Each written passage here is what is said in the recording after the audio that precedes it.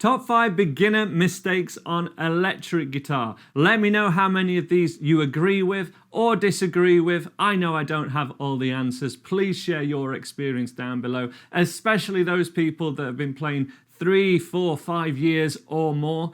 Share what you learnt in those early years, those mistakes, and let's see if we can get beginners avoiding them in the future. But I want to keep this video a bit more fun than my very technique-heavy acoustic guitar mistakes. So my first mistake that electric guitarists make as a beginner is too many effects and too much gain. How many times have you come across beginners, or do you remember being a beginner and playing basic guitar riffs with just way too much gain? Like trying to play AC/DC with just everything on. And yes, it still sounds good. It's AC/DC. And it's natural because you've just got a new guitar amp, it's got all these effects on it, and you want to see what everything sounds like. And if you're playing certain things, like if you want to play, I don't know, Joe Satriani, Surfing with the Alien,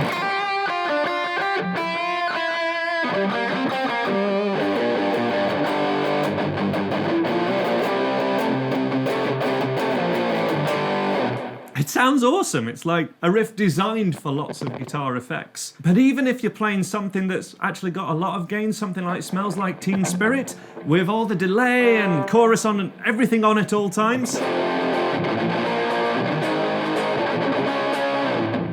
it lacks a lot of qualities that made you like that riff in the first place, mainly because it means that it takes away any dynamics of your pick and just colours the sound so we can't hear the detail. For example, here is me playing a note very quietly. As quietly as I can pick it, as softly as I can pick it. Here's me picking really loud. Sounds a little bit different. But I can mainly hear the string making a different noise. The amp doesn't sound a lot different. I've now changed the amp settings on my Boss Katana. You can see them at the bottom of the screen. I've taken the gain from on 10 to a 4 out of 10, which is more akin to classic rock sound. And I've just taken all the effects off. And that leaves me with this, with an Epiphone Les Paul Standard, yes, upgraded pickup, which is a Seymour Duncan SH1, but I get this.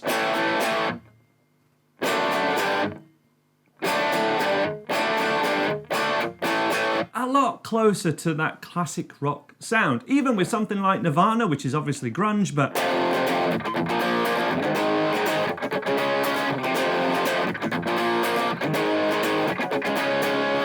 and then suddenly I can actually pick the cleaner parts with the same sound, but my pick suddenly has dynamics, so a quiet note and a loud note.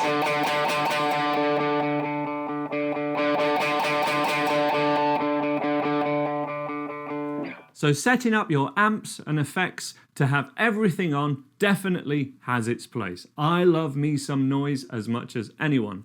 But when it comes to actually getting better on electric guitar, having the dynamics and just having less gain is actually what a lot of these songs actually have. If I use the Surfing with the Alien example, the rhythm part,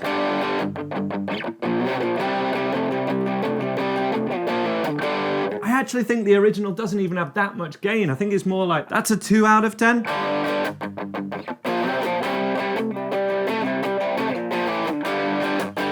Yes, on its own it doesn't sound much, but I think that's more akin to the original, and when you listen to these recordings, listen to that and try and mimic it with your own playing. Which brings me on to point 2. For electric guitarists, I think because there's more gear involved, we all have a tendency to want whatever we can't have, and we never make the most of what we currently have. For example, this is an Epiphone Les Paul. I've upgraded the pickup to give it more of that authentic PAF, old Gibson, 1959 sound. A lot of people would just go straight ahead and think, oh no, I need a proper guitar. I need to buy a Les Paul, Gibson Les Paul. It's going to be at least $1,500 these days, maybe 2,000 English pounds. Just an awful lot of money, but people think, oh, that's what I need to get to that next level. And you just don't. I'm as guilty as anyone. I always wanted that my amp can't cope, turn it up too loud, Plexi classic rock sound, the AC/DC sound. And that is probably the hardest sound to get from any guitar and any amplifier. Of course, just having an SG, a Gibson SG, is going to get you the closest to the Angus Young sound for what you're putting into an amplifier. But to get the Plexi sound, I had to go ahead and buy this Plexi style amplifier, which is a Victor Sheriff 22.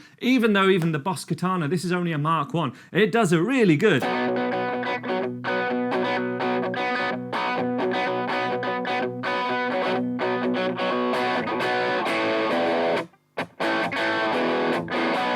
It does a really good classic rock sound, but that is harder to get with beginner gear. However, sounds like punk music, indie music, The Strokes, Arctic Monkeys, all of these sounds are actually a lot easier to get with total beginner gear. Like your entry-level Fender amplifier is going to do a lot of those sounds really a lot of justice. The REM electric guitar sound. I remember I used to have a Marshall MG series amplifiers.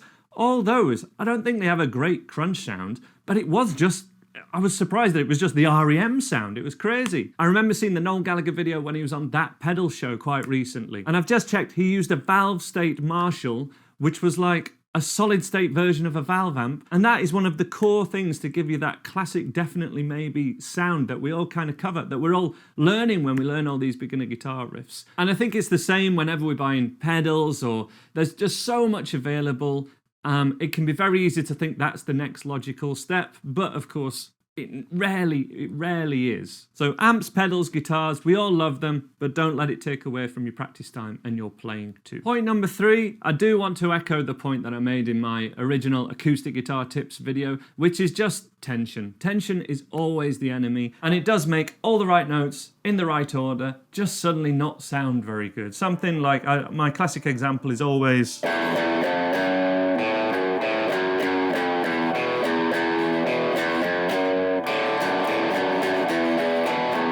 I'm playing that there with a really tense wrist, tense arm, doing all the motions like this, and just relaxing and keeping the motions as small as possible.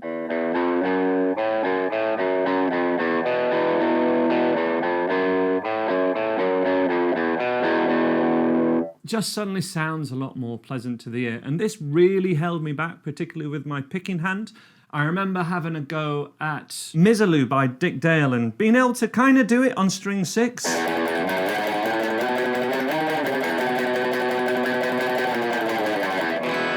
But I could never do that on string 1, the part when it goes to there. And the reason was I was moving my pick way too much and was just too tense in the right hand. And you can do a fast motion, but the pick's got to run over the string, and I was colliding against the string and moving it way too much. And from just making the motion smaller and relaxing loads more and just eliminating that tension,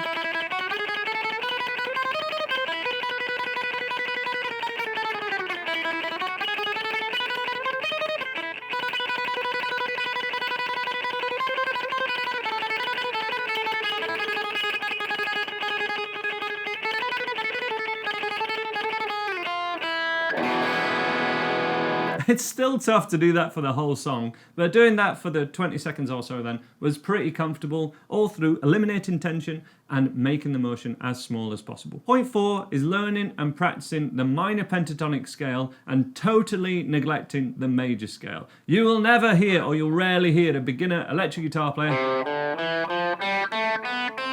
do that. They'll normally do this all day, every day. And it's a really good scale, but learning the major scale just gives you so many more options when it comes to the players that most of you will listen to. Guns N' Roses, for example, if you want to play like Slash, yes, there's minor pentatonic stuff in there, but all the hits...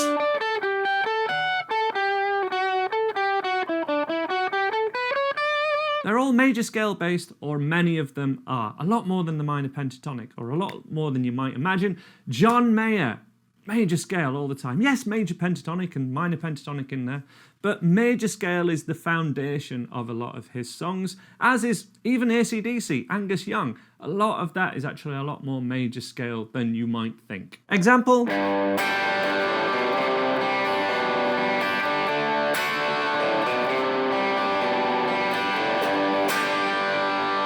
Finally, this one's just a bit of a personal bugbear. Point 5 is using thicker strings and thinking that's going to make your tone sound better.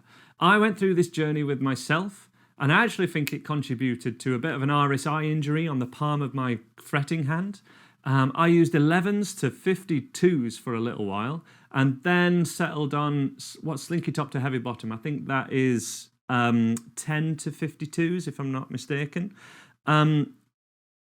That makes it so much harder to bend strings, add higher level techniques, and just have a more expressive playing style. Like some of the most expressive players like Brian May, I believe in the studio at least, they can often use gauge 7s or gauge 8 strings, like as thin as you can get away with really, to make their playing much more expressive. And not only when you're learning these techniques does that help you to actually bend in tune,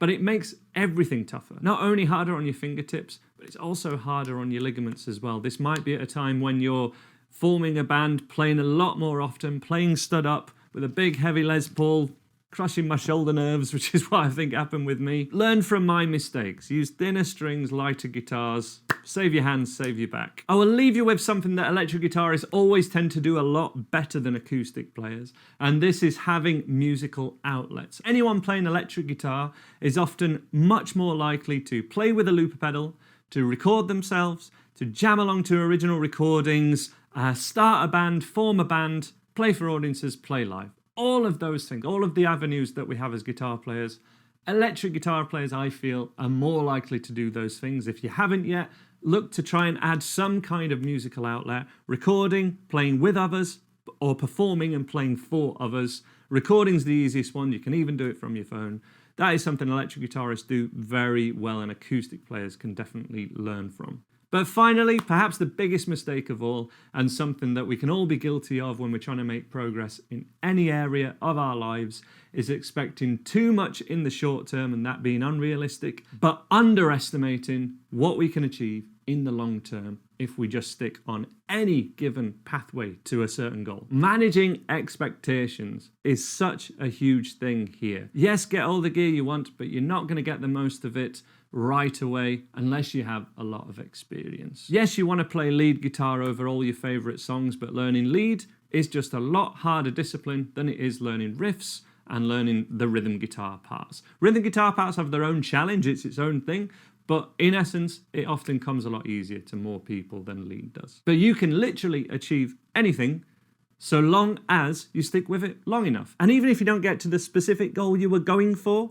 you'll end up getting somewhere which is moving you forward, and you can pivot and change, and that is a good thing. So keep that in mind. Don't overestimate what you can learn in the short term. There is no top 5 tips video that's going to absolutely change your life, but do not underestimate what you can achieve in 6 months, in a year, in 2 years, in 5 years, just by doing a little bit every day. I'll leave you with that, guys. A couple more videos here on screen. Let me know what you thought to that video in the comments below. Subscribe if you want more, and I'll see you next time.